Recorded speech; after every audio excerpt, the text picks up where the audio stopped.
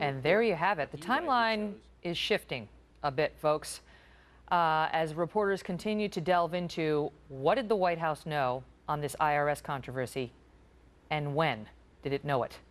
Michelle Malkin is a columnist and a Fox News contributor. And now, initially it was that they knew an inspector general's report was coming, but they didn't know the findings. Only the White House counsel office, only the lawyers in the White House were told, IG report is coming, but we don't know the findings.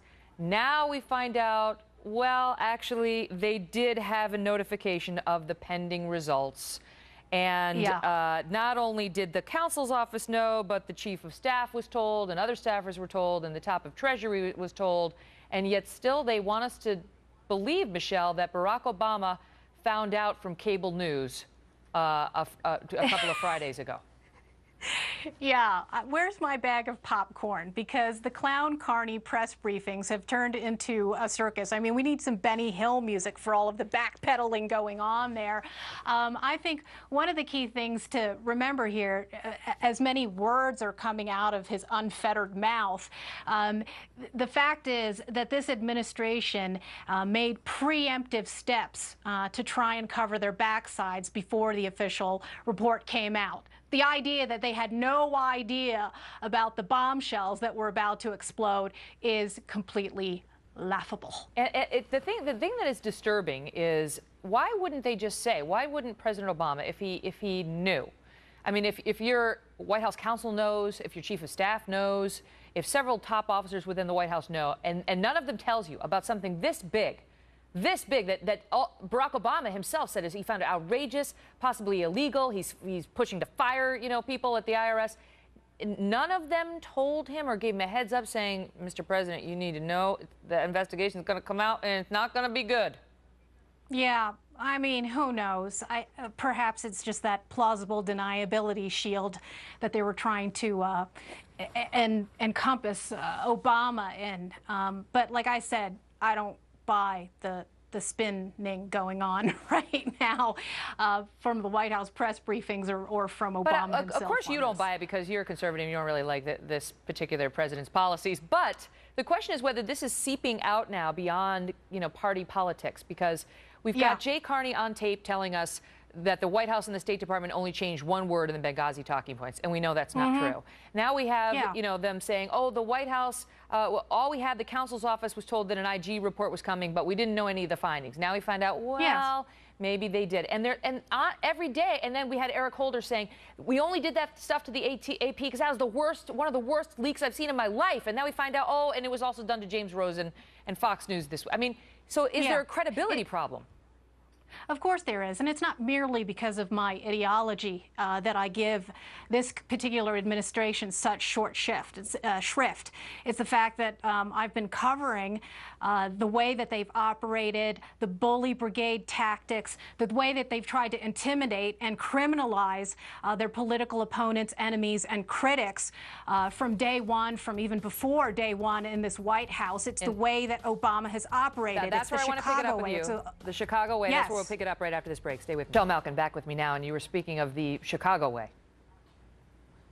Yeah, right. This kind of brass-knuckled intimidation, whether it's directed now against grassroots activists and small nonprofits or reporters and journalists like James Rosen and Fox News, this is a theme that has been played over and over again, not only with this White House, but of course with the Obama campaign.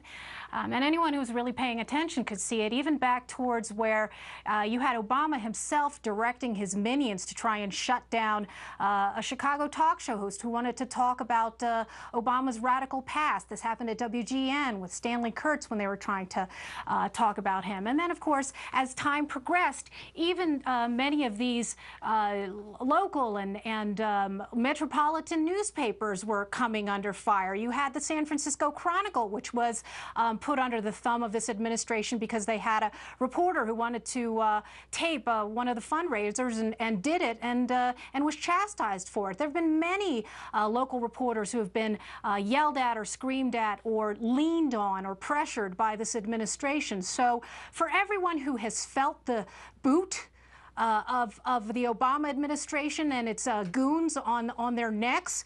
I think tomorrow is especially a good day to make yourselves heard. And there are Tea Party patriots across the country who are going to be marching to their IRS offices locally at noon, taking time off. Most of them, of course, are gainfully employed or are small business employers themselves. Finally sick of it all, finally. What do you think is going to happen with the Tea Party? Because they were so active and vocal in trying to stop the health care law and then engaged in a lot of candidacies, some of which were not successful, but many of which were successful. If you look at the overall record of the Tea Party, it's pretty darn good in terms of the candidates that they back.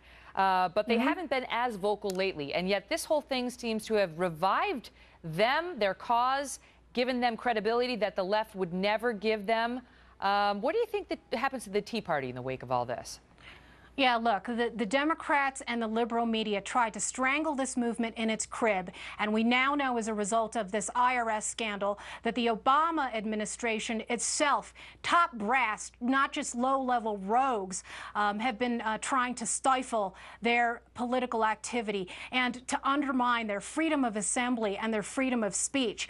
I think what happened is that in the first wave, and I covered the Tea Party movement from its very nascent days, from the very first days, had to have this sense of public protest and demonstration, because people really need to realize that they were not alone. Social media was a huge help, of course, in organizing. And then there was a second stage where a lot of people were learning the nuts and bolts of political activism and engagement and started running for local and state offices. And all this time, of course, you had the Tea Party bashers and the water carriers for this administration and the Democrats pronouncing them dead, dead, dead, while they were doing the hard work of turning a protest movement into a real political viable movement. And now it's not so much a resurrection, because of course the flame has always been there and continues to grow. And I think this is just another stage, another push to try and educate people. I think that's what tomorrow's about. Even if you can't get to an IRS office, put a yard sign in your yard and just simply declare,